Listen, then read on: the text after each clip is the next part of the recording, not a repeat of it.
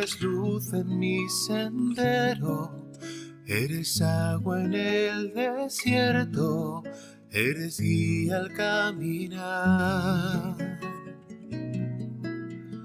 Tú eres paz en mis desvelos. Un saludo muy afectuoso, amigos y amigas de Radio Colombia, de Radio Fides, de la página liturgo.org.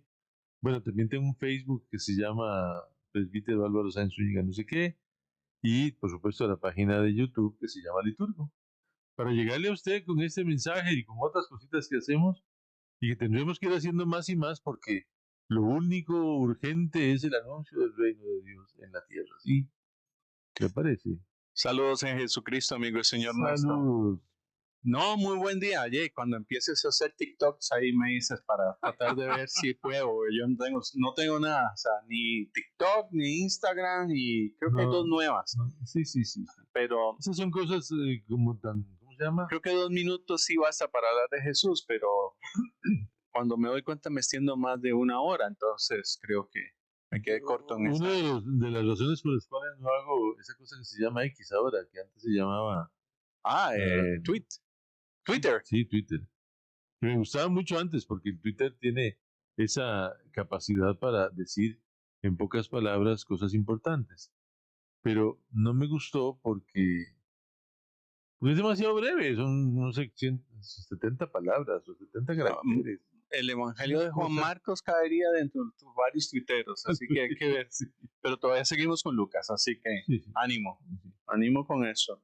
Vamos al texto de una vez, porque es un texto maravilloso. Es un texto maravilloso que nos pone entre la espada y la pared, ¿verdad? Y sobre todo los que nos creemos santos o nos hayamos creído santos alguna vez en la vida, pues que tengamos mucho cuidado porque la cosa no funciona. Y dice así, muy bien, Lucas. En aquel tiempo Jesús dijo esta parábola a algunos que se confiaban en sí mismos por considerarse justos y despreciaban a los demás. 2 hombres subieron al templo a orar. Uno era fariseo, el otro publicano. El fariseo erguido oraba así en su interior: oh Dios, te doy gracias porque no soy como los demás hombres, ladrones, injustos, adúlteros, ni tampoco como ese publicano. Ayuno 2 veces por semana y pago el diezmo de todo lo que tengo. El publicano, en cambio, quedándose atrás, no se atrevía ni a levantar los ojos al cielo, sino que se golpeaba el pecho diciendo: oh Dios, ten compasión de este pecador. Les digo que éste bajó a su casa justificado, y el otro no, porque todo el que se enaltece será humillado, y el que se humilla será enaltecido. Me encanta. A mí esta parábola me encanta y me muerdo la lengua cuando me sale un justo, ¿verdad? Porque todavía hay justos. Voy al texto hebreo. Voy al texto hebreo. Justo es aquella persona que además de escuchar a Dios, hace la voluntad de Dios. Así que imagínate lo que rezamos en el Padre Nuestro, que no me acuerdo quién es el que lo decía, pero es un jesuita. Vean, si tú cumples el 50% de la primera parte del Padre Nuestro, estás en el cielo. Porque la segunda parte del Padre Nuestro es un poquito más llevadera, pero la primera parte no. Sí, la sola idea de ponerse en manos de Dios para que Dios haga su voluntad, reconocerle a Dios el señorío, reconocer que las cosas malas que nos pasan no son castigos de Dios, sino situaciones que hemos posiblemente provocado nosotros mismos, y otras cosillas así, pues sí, nos llevan a un grado profundo de autocomprensión y de autocontrol, para que nosotros nos olvidemos de esa presunción a veces ahí de que somos santos, de que ya alcanzamos, o como le dice la gente a uno, ¿verdad? Hágame un favor y lo llevo al cielo. Y yo me quedo pensando, ¿quién te dio capacidad de llevarme al cielo? O sea, vas a ir vos, estarás preparándote vos para irte al cielo. Es un chiste, yo sé, pero no deja de ser curioso que la gente tenga esas ideas preconcebidas, por ejemplo, de ser justo, ¿verdad? Que como yo no robo ni mato, pues yo debo tener algún mérito, ¿verdad? Sobre todo si yo echo limosna, porque si yo echo limosna comprometo a Dios un poco. el evangelio de la semana pasada. Y no sé cómo viene tu traducción, pero Jesús, Un poquito mejor. No, eso desde luego, pero el justo hablando acá es increíble, porque ¿quién entra primero al templo? Primero que nada, ¿puede un publicano como este entrar al templo? Vea, es que Jesús es tremendo, o sea, da palo por todo lado. A los que se creían, como decía en mi tiempo la mamá de Tarzán, primero empieza por ahí, a meterles el dedo. Claro, el problema es con esas divisiones que tenía el templo de Jerusalén, que tenía un atrio para los hombres y un atrio para los gentiles y un atrio para otra cosa. Sí, evidentemente el publicano no podía entrar en el atrio de los varones hebreos porque no era hebreo. Porque no era hebreo, o sea, ni siquiera podía pasar del primer salón, que es ni siquiera donde cobraban los impuestos y eran los cambistas, o sea, nada, Sí. nada, quedaba ahí como el área de servicio. La mostacilla. O sea, entraban más las mujeres que los paganos. Sí, claro. Y él era un pagano, era hebreo de raza, sí, de etnia tal vez, pero no lo era de fe, era un pagano. Era pagano. Jesús lo llamó extranjero un día de esos que leíamos Evangelio de eso. Oye, y la siguiente pregunta que me encanta hacerlo cuando hago parábolas, ¿quién entra primero? ¿El pagano o el fariseo? Ah, no, el fariseo, ¿qué es eso? El fariseo entró primero. ¿Seguro? ¿Y cómo se dio cuenta que estaba el otro atrás? No, porque entraron casi juntos. No, es que ese es el gran asunto. A ver. Velo así. El que entra de primero, que está atrás, es el pagano. Cuando pasa el fariseo pavoneándose porque hace absolutamente todo, porque él puede llegar más adelante que el pagano, Lo puede ver. entonces es donde suelta la lengua y dice, y no soy como ese que está ahí atrás. A mí me gustó de mi versión eh, que dice que el publicano, manteniéndose a distancia, es decir, que es lo que nos pasa a todos, y es un poco el gran error que cometemos de no acercarnos a Dios porque somos pecadores. Me gusta Pedro, cuando Pedro se aferra a los pies de Jesús y le dice, apártate de mí, no puedes apartarte. Y lo tiene bien apretado, que es la misma expresión que usa con María Magdalena cuando resucita, ¿verdad? O sea, se lo aprieta. O sea, lo tiene bien agarrado. Y él, y apártate de mí porque soy un pecador, pero está bien agarrado porque Jesús no se atreva a irse. Y Jesús no quiere irse. Jesús está complacido ante el hecho de que una persona reconozca su limitación y se acerque a Dios para ser justificado, que es la palabra que se usó. Esa es la siguiente gran palabra, que esa no la entendemos porque la hemos contextualizado. La hemos legalizado, la hemos juridizado. Bueno, no sé si porque el problema está en que esa es la gran diferencia que lo he estado discutiendo yo con mi gente en Barba. Las dos palabras tremendas son ley y fe, ¿verdad?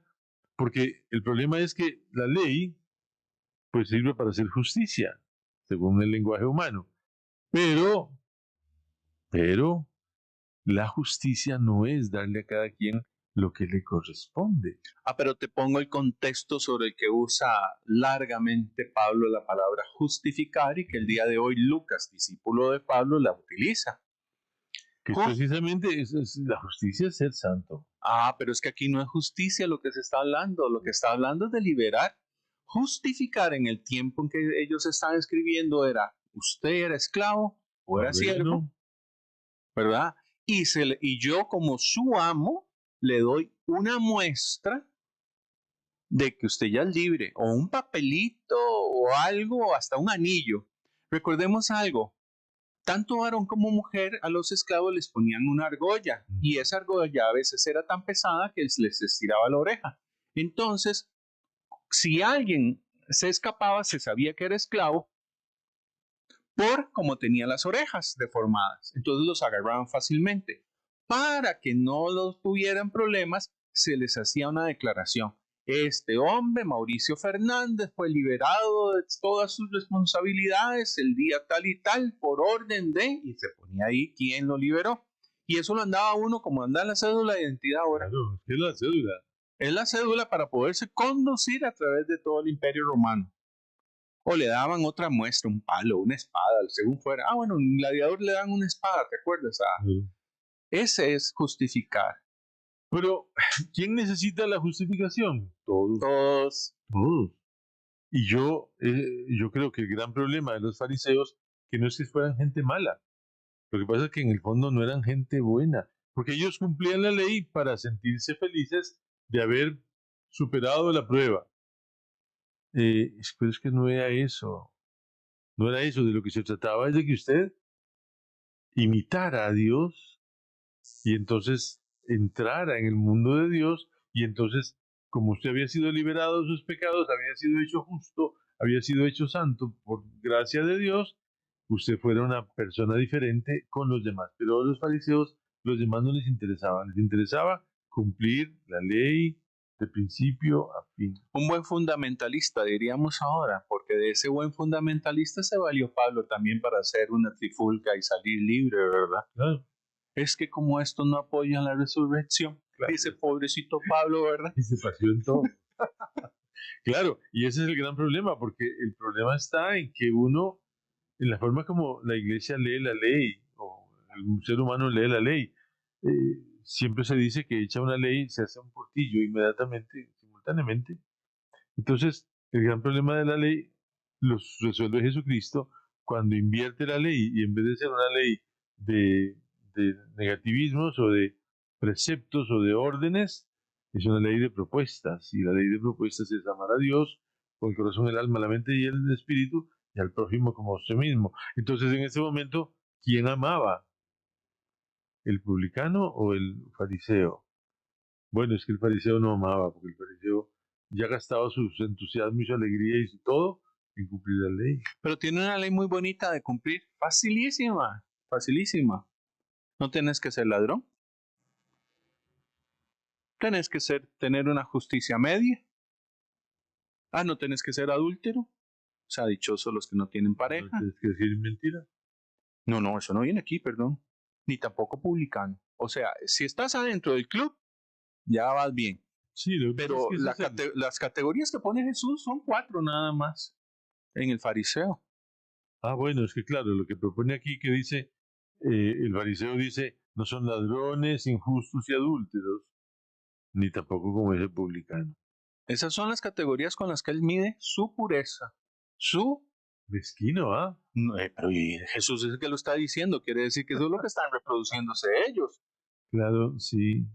Y bueno, el ayuno 2 veces por semana y el pago del diezmo de todo lo que yo recibo. Y eso es el gran problema que pasa con nuestros hermanos separados cuando pretenden que cuando la gente paga el diezmo deja prensado a Dios. Pues ya le pagué, como el polaco, mi polaco de siempre. No, tu polaco. Ya le pagué el abono, ahora usted tiene que darme lo que yo le pido. Y eso no puede ser la relación de un ser humano con Dios. Por eso magistral que en tu venerable testamento, ¿verdad? Se utilice el criterio de Dios para saber quién realmente es justo. Pero eso es un gran problema. ¿Por qué? Porque es meterse entre un zapato, porque en el momento en que el libro del eclesiástico dice, el Señor es juez y no hace distinción de personas, ahí nos pone chinguitos a todos, ¿verdad? Todos tenemos pecado, todos tenemos culpas. San Juan de la Cruz diría, ¿verdad? Usted puede estar amarrado con una cadena de hierro o con un hilo de seda, da lo mismo. Da lo mismo, está atrapado. Si está atrapado, no es libre, no ha sido justificado, no ha logrado la justicia que Dios le puede regalar si usted abre su corazón para recibirla. Y eso aturde, ¿verdad? Pero eso nos da una garantía muy grande, que como cristianos, por ejemplo, ahora, en lugar de decir yo que no soy como ese, más bien oro por aquellos que están haciendo justicia para que realmente la hagan. Oro por aquellos que tienen que aplicar alguna decisión para que sea, como decíamos la semana pasada, ¿verdad? No por insistencia, sino realmente porque las cosas hay que ponerlas en su lugar. Oro para que el otro siga convirtiéndose, aunque no sea creyente, pero que crean la justicia, que crean la ley, y que la ley es pareja, y que el inocente realmente es inocente y el culpable tiene que ser culpable. Sí. El texto dice que Dios, que es justo, que no hace distinción de personas, no se muestra parcial contra el pobre y escucha la súplica del oprimido. No desoye la plegaria del huérfano ni a la viuda cuando expone su queja. Es decir, Dios está del lado de los oprimidos, de los que más sufren. Y Dios está siempre con nosotros. Nos decía el Evangelio de la semana pasada, ¿verdad? Con aquello de la oración. Y Jesús lo decía, oren insistentemente. Orar no se trata de pedirle a Dios cosas, que ese es el gran problema que tenemos nosotros, porque tenemos esa confusión de la oración, cuando la oración es precisamente ese trato de intimidad, diría Teresa, porque al final la oración es la que me ayuda a mí a hacerme amigo de Dios, porque Dios quiere ser amigo mío, pero no nos conocemos. Voy a usar esta versión. ¿Sí? La oración del humilde atraviesa las nubes. Esta es fabulosa. Y no se detiene hasta que alcanza su destino. No desiste hasta que el Altísimo lo atiende. Juzga a los justos y les hace justicia. Y entonces se da uno cuenta de que el negocio fundamental es encontrarnos, como nosotros somos cristianos, no vivimos tanto del eclesiástico cuanto de los evangelios, es encontrarnos con Cristo, conocer a Cristo, profundizar en Cristo, vivir como Cristo, y en ese momento entramos en el mundo de santidad al que Cristo nos llama. Y entonces nuestra vida se transforma y nos convertimos en verdaderos emisarios del reino de Dios. Porque los primeros serán los últimos y los últimos serán los primeros, dice el Señor. Y eso En es este como- caso el publicano es el último. Eso es como molesto, ¿verdad? Es el Molesto. descartado. Es que Claro, porque un publicano es una cosa horrible. Porque si nosotros lo vemos, es lo que nos pasa a nosotros con algunos vecinos y con las personas que piensan distinto que nosotros, o son protestantes, o son ateos, o son, no sé, musulmanes. Yo no conozco ninguno en Costa Rica, pero ¿por qué tenemos que vivir haciendo ese tipo de acepción de personas? porque nos encanta etiquetar y es la forma más hipócrita de hacer justicia. Poner una etiqueta sobre el otro. Sí. Sin que eso signifique que perdamos los controles, porque también ese es el otro problema que se corre, ¿verdad? Que por estar protegiendo a una persona, todo el mundo tiene que pensar como esa persona. Y eso No, es que eso nunca lo dice Jesús. no, jamás lo dice. Nunca. No, no. No. Cada cual carga su madero. Sí, cada cual sigue a Jesús. Eso creo que sería el complemento perfecto. En ese sentido, sí, dice el texto mío más o menos parecido. La súplica del humilde atraviesa las nubes. Eso es tan bonito, ¿verdad? Porque esa es la certeza de que Dios, que nos ama, está siempre con nosotros. El que está en lo alto atiende a aquellos que están en lo bajo porque somos amados. Bueno, eso fue el pecado originante, ¿verdad? Claro. Y por Nos eso, ama demasiado. claro, Criaturas Pero- insignificantes, diría el otro. pero por eso en el Salmo tenemos esta idea de el pobre invocó al Señor y Él lo escuchó. Esa es una certeza que nosotros tenemos que vivir siempre, que el pobre es escuchado por Dios en todo momento. Pero creo que eso se refiere, y es que la pobreza, también hay que aclararlo un poco, no solo es falta de dinero, ¿verdad? No, por eso tal vez también la invitación, hablando de pobreza, a que nos acerquemos a Dilexite, de Papa León, Y para revisar un poco los términos que él acerca a la pobreza. claro, porque es un principio que solucionaría los problemas del universo, bueno, de este universo nuestro, muy rápido. Si los que son ultra archimillonarios tuvieran menos anhelo de acumular, de amontonar y de hacer cada día más grandes sus capitales, como si eso les sirviera para algo, y entonces entráramos en un plano un poco diferente en el que la gente pudiera compartir y vivir en paz. No sé. Aunque la referencia de la paz habría que ver realmente, porque la paz es Dios mismo, y si alcanzas un nivel determinado, ya estarías en el cielo, porque siempre verás injusticias. El gran problema de acercarse a Dios es que aumenta, voy a decirlo así, aumenta tu sensibilidad, Álvaro, y siempre va a aumentar tu sensibilidad. Lo que antes te parecía trivial, ahora no, porque ves realmente la injusticia. Ves realmente a quienes están descartando, porque no necesariamente es por elementos materiales, puede ser elementos psicológicos, emocionales, etcétera. Y son descartados, sí. Vos creo que sos de la generación donde a la mujer agredida dentro del matrimonio se le decía, aguante, esa es su cruz. Cuando Claro, realmente el matrimonio no está llamado a eso. todavía hace 10 años se lo oía a una señora que el cura le había dicho, esa es su cruz, aguántesela. Y a mí mi pensamiento me lleva a cosas muy graves porque yo pienso, entonces, significa que esa mujer se va a santificar con la condenación de su marido. Y eso es lo más grave. Por eso creo que la misma carta que tenemos el día de hoy, la segunda carta de San Pablo a Timoteo, donde ahí le habla del premio. ¿Cuál es el premio mayor que tenemos nosotros los cristianos? El cielo ya está. Sí, pero tenés que ser testigo del cielo aquí en la tierra. Claro. Eh, pero el cristiano tiene esa moneda impagable que mencionaba Joseph Ratzinger, el Papa Benedicto, cuando decía que los cristianos éramos los seres humanos más felices de la tierra. Deberíamos de serlo. Bueno, es nada por un hecho de que somos porque un cristiano tiene certeza de vida eterna.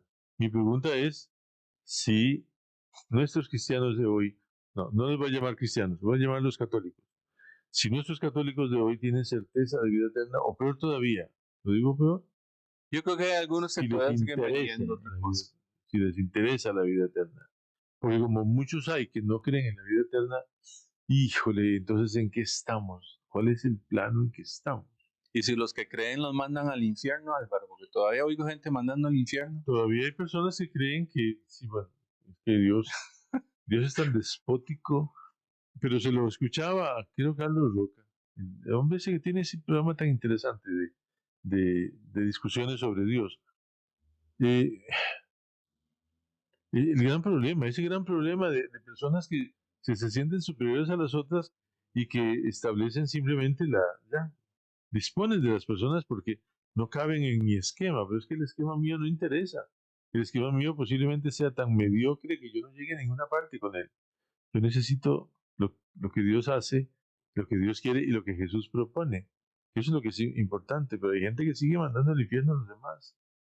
Hay que masticar a Jesucristo y masticar a Jesucristo solo desde la oración, primero que nada, en la parte privada y también después en la celebración comunal, en la celebración en comunión. Por eso es tan importante la misa. Leía en uno de los comentarios que alguien hizo de esas cosas de Carlos Roca, que esa señora decía, yo cuido a mi papá y no puedo ir a misa. Y yo le escribí, bueno, no sé si me leerá, pero que esa misma bondad que ella utiliza con su padre, la espera la comunidad. La comunidad necesita de una persona que tiene tanto amor en su corazón, la necesita para, por lo menos para sentirnos felices de estar juntos, de compartir juntos ese, no solo el pan de cada día, no solo la palabra de cada día, sino además esa certeza absoluta del amor infinito de Dios sobre nosotros. Eso hay que propiciarlo. Y si San Pablo habla de su desarrollo, cada cual de nosotros podría pensar en lo que ha hecho y lo que ha dejado de hacer. Y a partir de eso, pues sentirse más o menos satisfecho o no del proceso de ese cristianismo que se pone, que se juega en la cruz que lleva en el hombro. Y esta carta es fabulosa porque es un convertido el que está hablando, ya más convertido, ya sabiéndose un poco cada día mejor. Me encanta esta frase, voy a decir de esta traducción. En mi primera defensa nadie estuvo a mi lado, sino que todos me abandonaron. Pero este Pablo ya convertido les dice, no les ha tenido en cuenta. Al inicio el fariseo no supiera. Y más linda la frase todavía que está más adelante que dice, pero el Señor estuvo a mi lado, dándome fuerzas para que el mensaje fuera proclamado por mi intermedio y llegara a oídos de todos los paganos. Eso me liberó de la boca del león. Yo creo que esa es la gran tarea cristiana. Y cada cual de nosotros, usted que tiene acceso a su iglesia, ¿cuánto hay que hacer en su iglesia y usted no lo hace? Y no lo hace simplemente porque, ¿no? Porque le quita la paz o algo así, esas tonterías que nos ha dado por decir en voz alta. No, lo nuestro no es buscar la paz. Repito la frase de Schiller en una obra, cuando dice lo que usted busca es la paz del sepulcro. No se trata de eso. Se trata de buscar la paz que Dios me da cuando yo, exhausto después de mi día de trabajar en el anuncio de la palabra de Dios, le doy gracias a Dios por haberme permitido, haberme tomado en cuenta. Haberme tomado en cuenta. Y en ese tomado en cuenta me acuerdo a alguien que dirigí durante un bastante tiempo. Se sentaba atrás. Y durante el tiempo fuimos trabajando, conciliando cosas, etcétera, en su camino, proceso espiritual. Y progresivamente en el tiempo él me decía, vieras que ya voy por la mitad. Y yo, ay, ¿qué se siente estar a la mitad? Yo lo molestaba, ¿verdad? Cuando se puso al frente se dio cuenta y me dijo, ¿cuánto me perdía? ¿Cuánto me perdía? Feliz domingo, feliz día del Señor. Ánimo.